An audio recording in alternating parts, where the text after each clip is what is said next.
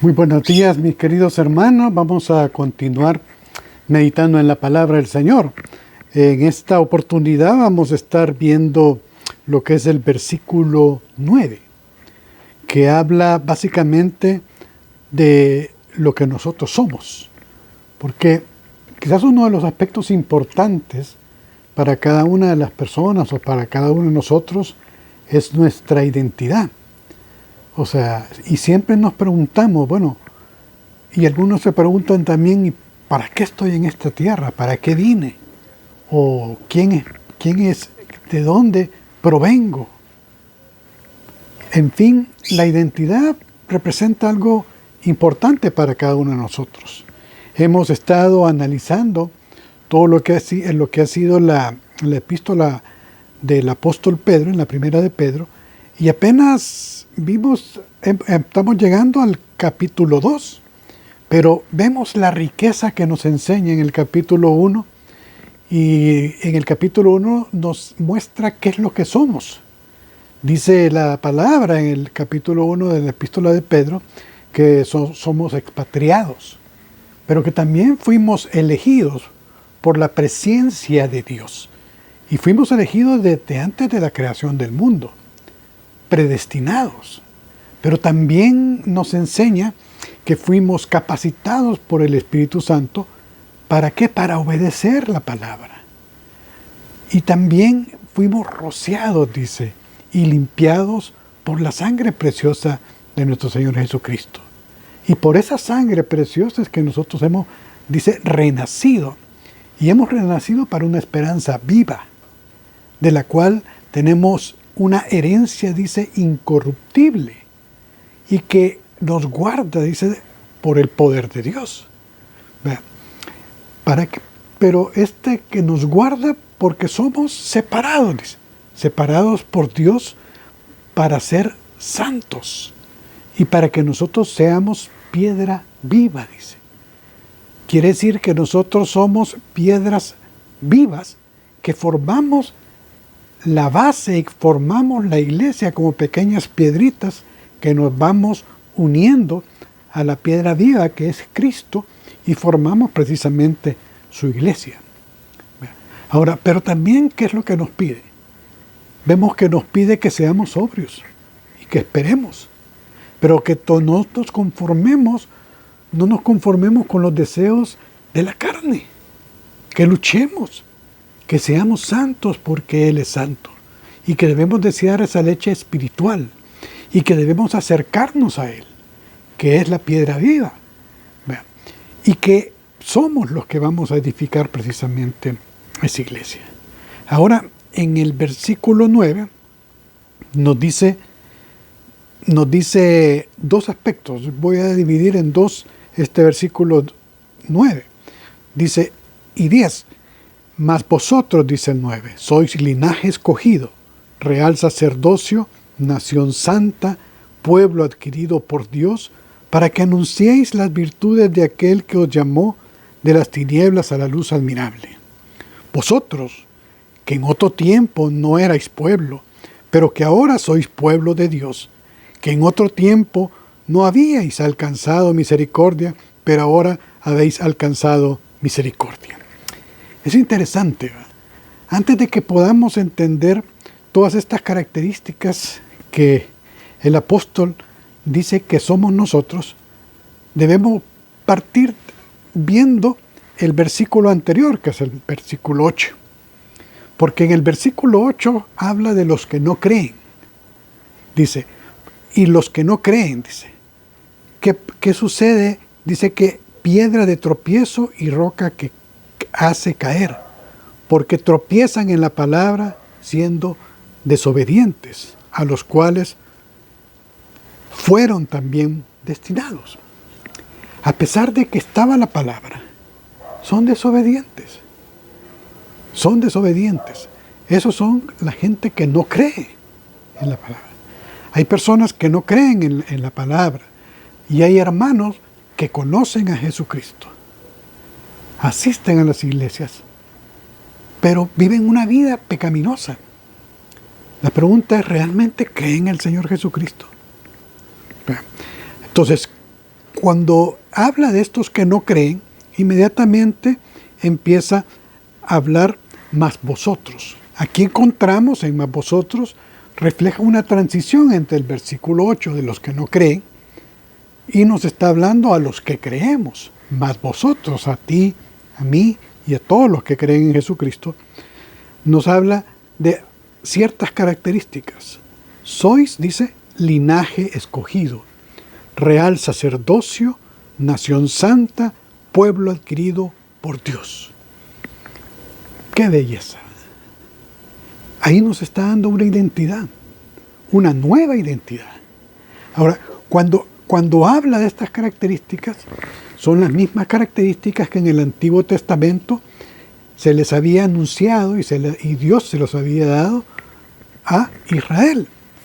Cuando se dice que somos linaje escogido, en Isaías 43, 20, 21, habla sobre mi pueblo, mi escogido, dice. Este pueblo he creado para mí, mis alabanzas publicará. O sea, ¿quién era el pueblo escogido? Israel. Era el pueblo escogido.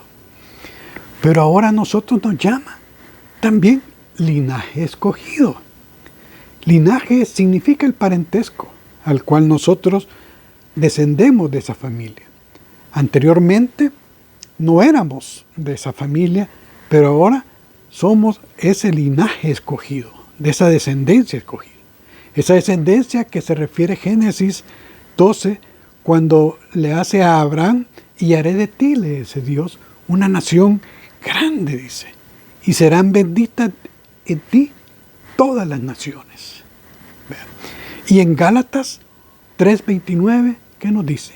Gálatas 3:29 dice, y vosotros sois de Cristo, ciertamente linaje de Abraham sois, y herederos según la promesa.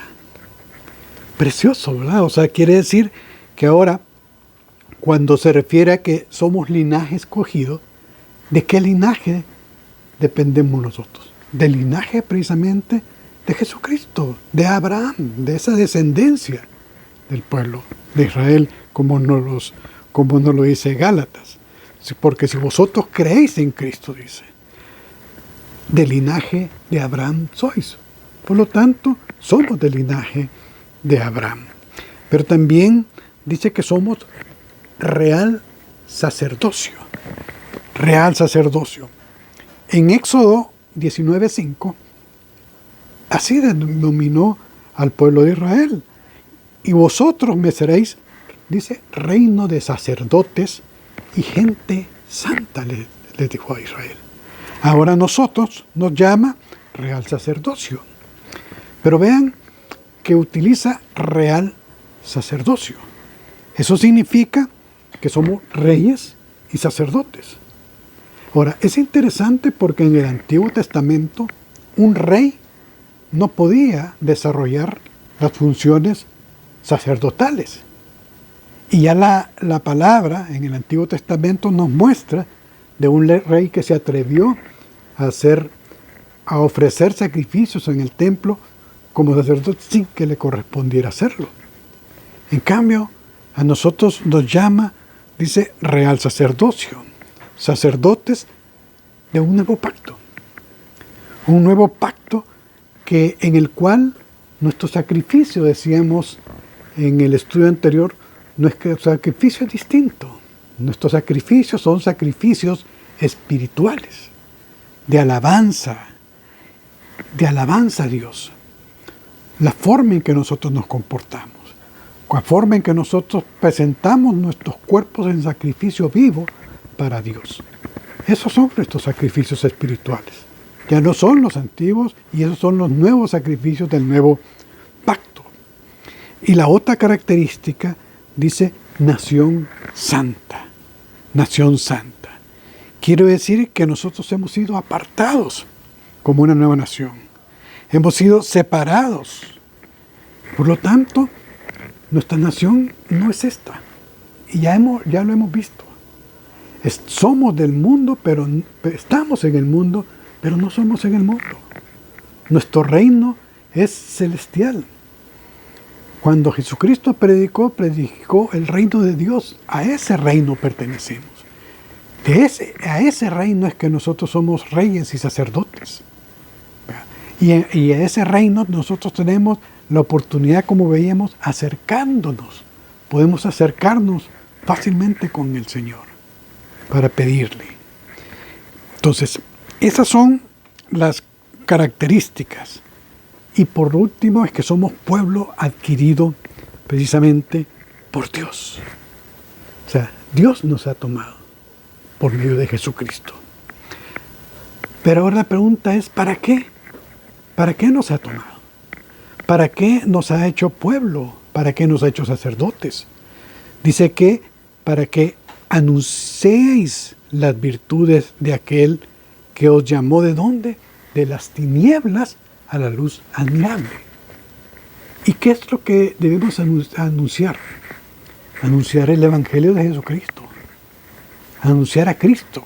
Anunciar todas esas virtudes que Dios ha hecho de llevarnos de las tinieblas a esa luz admirable. La pregunta, hermano, es, ¿cuántas veces tú has anunciado a Jesucristo? ¿Cuándo lo has hecho? ¿Estás cumpliendo el para qué? ¿O cuál es el propósito nuestro aquí en la tierra?